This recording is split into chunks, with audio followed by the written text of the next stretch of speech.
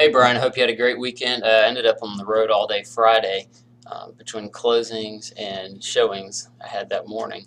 And then I had to watch the kids this weekend so my wife could go on a retreat with the church. So I'm just getting wrapped up here. I need more information to finish my analysis. So I'm going to have to get keys from your mom.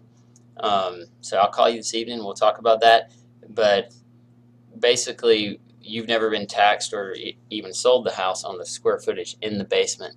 At least that's I'm assuming the way it is because it hasn't been broken down on the tax record or um, the last MLS listing, which I should have asked you point blank if you knew while I was there. You told me about how much you added, but I didn't tell them. I was assuming that the square footage in the basement on the tax record would be right. So, real quickly, here's your tax record when shows when you bought the house. Basically, you got 2,099 square feet. I think that house is big enough that all that is upstairs. I could be wrong. They don't break it down by level in the tax record. This is just an aerial view that I've already saved, and we use it for marketing purposes and put it at the house. So that'll save me a lot of questions when people are calling me asking me how far back does this go. They can walk it themselves, and these are not accurate. They're not. You can't build a fence by them, but it'll definitely help folks. And so here's the past listing that was not very helpful.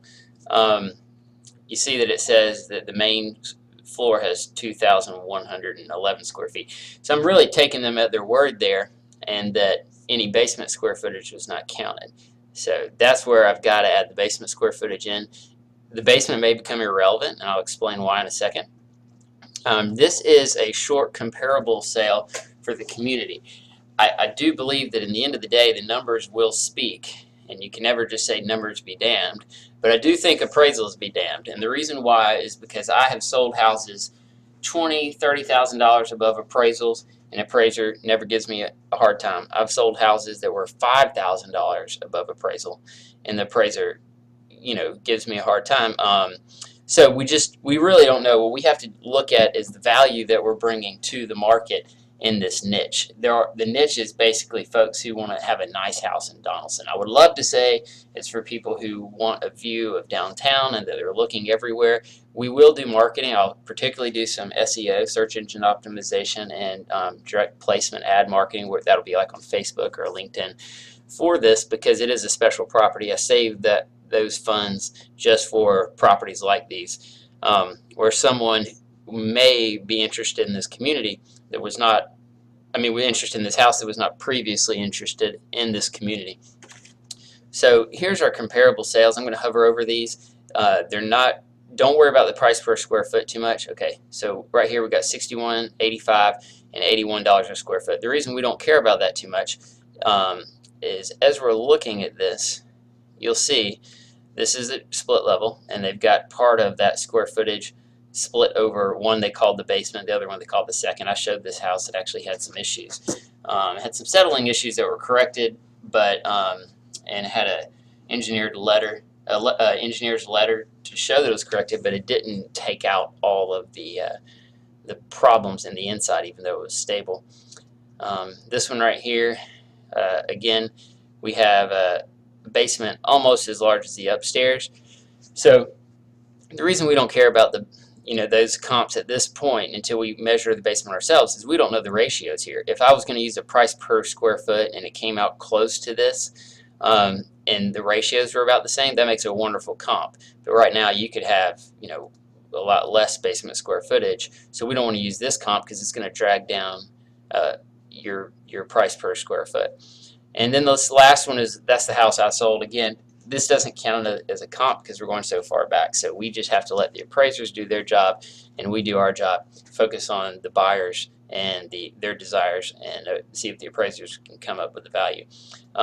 Now this one, what I did basically when I did some math on this one, assuming that the ratios could be similar, because the upstairs square footage is so similar. If the downstairs square footage is similar, this is a great comp. But we have to consider is I'm calling this sale, because it actually sold, you'll see right here, for $240. I'm actually calling this sale about $280. That's because it needed $24,000 worth of foundation work. and some just punch list items. I feel like if all that was done, that house would have easily sold for $280, and that's where I would have priced it. It had the view of downtown, but it also had, here, I'll click through. This will give you an idea of some of our marketing too. Let's see, this is not my photos. Okay, these are their photos, and I remember why I use these now. It's because that we had pictures of the pool and some things when they were in better shape, and I did not want to use the new pictures where this had been torn up by a tractor and whatnot. So we actually ended up using some of the clients' photos. So not a good example of our marketing, and they went through a divorce, so half this stuff was gone.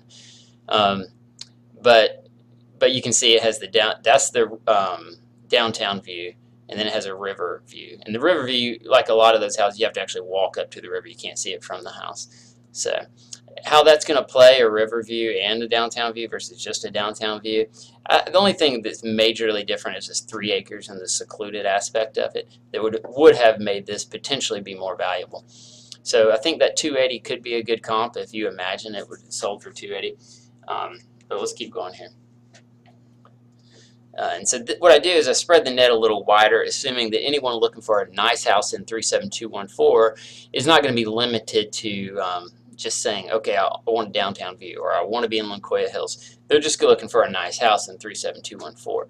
And these do count as comparable sales once we get the basement square footage and everything ironed out. So I live in this community, so Bluefields, here's what we got going here.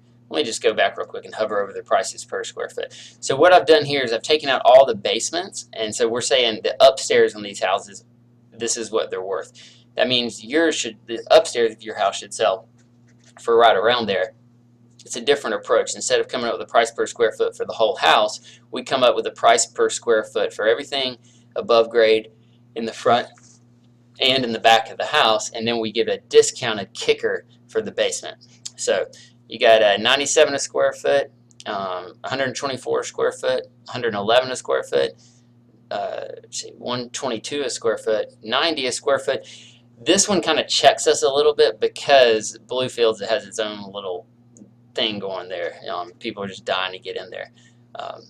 And the good thing about Bluefields, people dying to get in there, is that it's there's a little more turnover than Loncoya Hills, where the houses tend to be expensive just because they're large, even the ones that aren't as nice, even though they may sell for less per square foot. So Western Hills, I was real involved with this one. I tried to sell it several times. They started out very unrealistic. It actually closed for $258. I think I had an offer on it for about that, but originally they were listed as something crazy like $325. She was comping it off a house I had sold on the other side of the river, which doesn't make any sense. Okay, so that 110 a square foot is what we had on Western Hills, Southern Heights neighborhood, Western Hills. 90 a square foot. 116 on Bluefields, and then 129. This is literally the nicest house we've had sell in the community. The only way to sell one for more per square foot is just for it to be smaller. And that was our guy was real involved in our neighborhood, so I'm real familiar with the finishes. Your finishes are just as good if you wrap up the odds and ends punch list that I'm going to give you. So what that tells me is that your house could sell for just the upstairs, not counting the downstairs, for 110, 130 a square foot. That brings you out to 232K a square foot. 232K total, all the way up to 274 total. I know that sounds like a huge range, but that's not really that large of a range on a house in this price range. It's just very niche.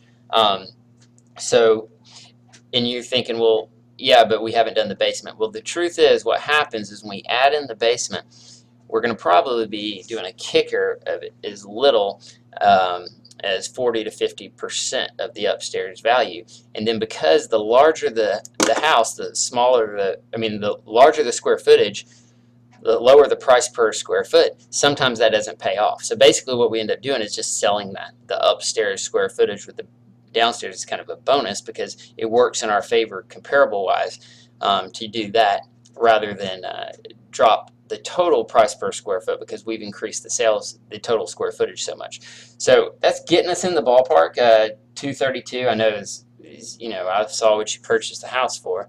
That's not even getting you close to what you have in it. Well, yeah, not too far. I don't know what you have in it, but 175, and that would give you a basically just shy of a $60,000 spread. Of course, the 274 looks a lot more attractive. So I'm going to send this over to you, and then let's talk this evening and see if I can get over there, do some measurements, and I will start my punch list. I made the whole list today. I just need to type it all out and get it over to you. So I'll follow up with you this evening. Thanks, man.